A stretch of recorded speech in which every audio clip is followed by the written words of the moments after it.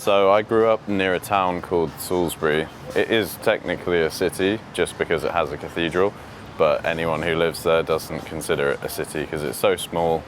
There's not much to do there. My school was there, Bishop Wordsworth School. It's a very good school. It's an all-boys school, so that's where I started my education.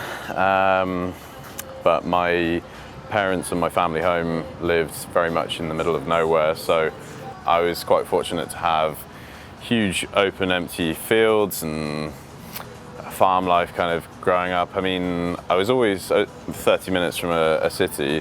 It was like a 5-minute drive to the nearest village, and then a 20-minute drive to the nearest town, and then at least 30-40 minutes to the nearest city. But it was at least a 2-hour drive from London, so quite a relaxed environment, great solid family, and great schools, and terrible food though. So every time I come to the States, it's like success. I can eat everything here whilst I'm here, but so a lot of summer holidays would be spent in countries like Spain, Greece, Portugal, go skiing in the winter. You know, it's only like a 1-2 hour flight to all these very, very different European countries. It's okay in the summer, but it's usually raining. But yeah, nice people, nice schools, nice environment. So yeah, it's a good home. So I went to a very strict school, which I think caused me to have a bit of a rebellious stage in my later teens. So I was a very good kid, and then it kind of all went south when I hit about 15, 16, and yeah, there might have been a bit of issues with the law, nothing too serious, but you know, I certainly learnt. So yeah, I was a bit of a bad kid at some stages. I'm really close with my mum. She's she's so interested in everything that I do. She'll want to know, even though if she doesn't necessarily care that much about like bodybuilding, for example, she'll want to know everything that I'm doing. Where am I traveling? How did I get on? She's very proud of me. My dad's a very logical, intellectual type, so he'll always want to support me and has my best interests, but I don't think he quite understands the bodybuilding side of things. But I think the more involved I get in the fitness industry, the more they see that it's beneficial to me and it's something I'm very passionate about. So I have got great support from them. My brother and I probably weren't very close growing up. We're very different. He's also very much a bit more formal, a bit more of an intellect. Even though I kind of consider myself a bit of an intellect. Like I wanted to play football with him, and he was more interested in doing older kid things because he was 4 years older than me. So, I was kind of like his annoying little brother. So, but in more recent years, we've become really close, which is nice. I actually really liked martial arts as a teenager, and also boxing. I think this was one of my ways of channeling the inner aggression as a rebellious teen. I fought as a light heavyweight boxer, got my ABA license, had a few fights. And then after I had a hand injury, I broke my hand in training. I couldn't box anymore, but during rehab, I was moving into just the weight training side of things. So got into weightlifting, just really fell in love with it, and just really liked the way my body responded to just weight training. I was, kind of putting on muscle without really having to try. I was just training because I enjoyed it. I just ate a lot of food because I enjoyed it, and but I wasn't eating the right stuff. I was eating pizza and cheesecake every day, but it worked. I just, every year I got a bit bigger, I got a bit stronger, and eventually people started saying, hey, you know what, you look like a bodybuilder, you should do a bodybuilding show. And I signed myself up for my first ever contest, and I won my pro card on my first attempt. So from there I decided, do you know what, I could be quite good at this, so I'm going to keep at it and see what happens. So you're saying we can eat pizza and cheesecake and become a bodybuilder just like you?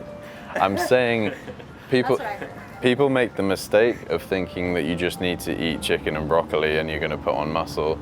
If you're in a calorie surplus and you're training your ass off, you will grow, but just bear in mind, you'll also be putting on body fat. So if you're happy to do that, like I just spent a few years bulking, so it was like eat, train, build the frame, and then eventually it's like, hang on, I could probably use a six-pack to go with this body, so let's sort the diet out.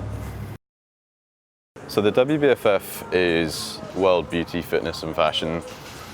There's a lot more to it than just the physique. So it's 40%, the marketing criteria is 40% physique, 40% marketability and 20% posing.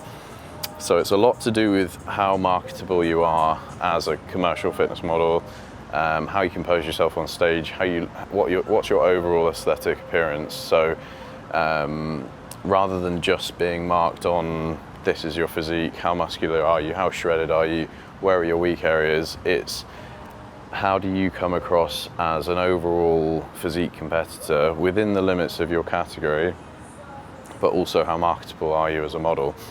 The fitness and fashion side of things is not necessarily marked on stage, but it is expected of you from a professional perspective to portray an image of glamour, fashion and overall well-being in all aspects in life. So on your social media, the way you compose yourself off stage as well as on stage. So it's kind of a collective of being a good ambassador for the fitness and fashion industry.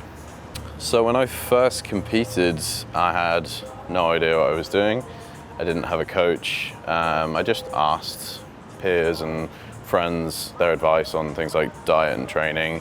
YouTube was my best friend, so I'd just go on there and, what's the current Mr. Olympia do for a leg workout? Okay, I'm going to do that. Even though I never aspired to be as big as someone like that, I just thought, well, if he's got from where he was to where he is doing this, then I can kind of follow a similar path, but more relative to my goals. Diet was like a quick fix. It would just be like tins of tuna and packets of pre-cooked chicken and rice and things like that.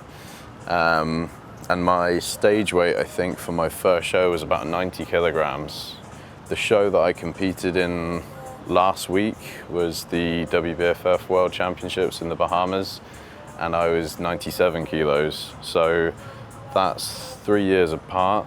So a very sustainable, but relatively significant growth. Overall muscularity, much more muscle, much better condition, much more balance. I know that when I first won my pro card, my upper body was quite complete, but my legs were perhaps slightly slacking. So that was something that I really focused on over the last few years, was growing my legs, bringing my condition in my legs. I think just year by year I've made slow improvements to work on an overall more balanced aesthetic, muscular and conditioned physique. Bodybuilding's definitely changed me.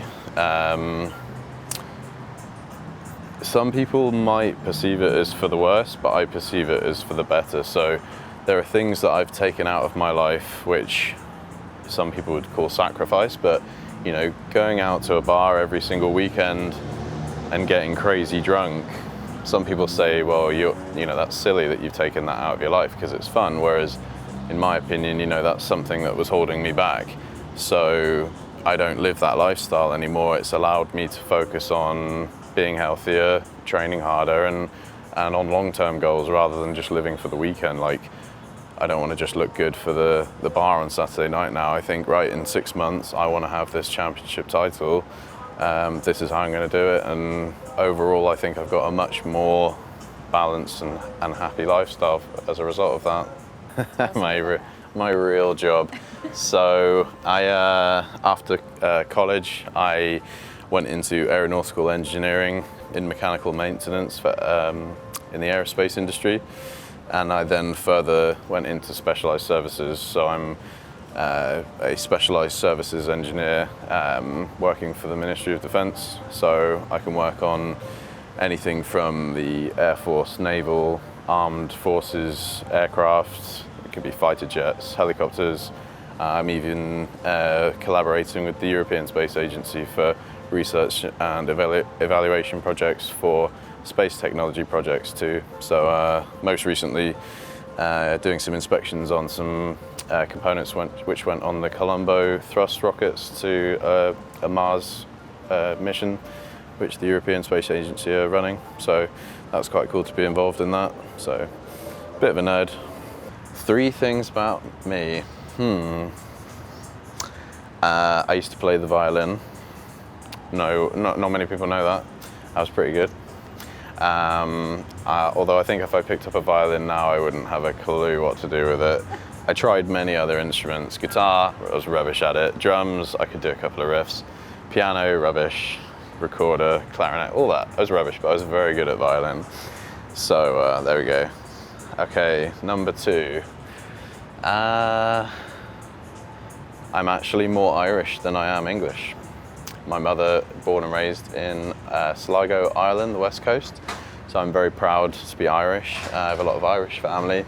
And my father's mother was Irish. She came over when she was young. So even though I was born and raised in England, I am actually 3/4 Irish and 1/4 British. So that's number 2. Number 3.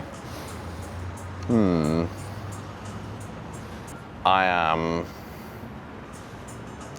a Ben & Jerry's addict. I'm sorry. Hi, Alex. Hi, I'm Alex.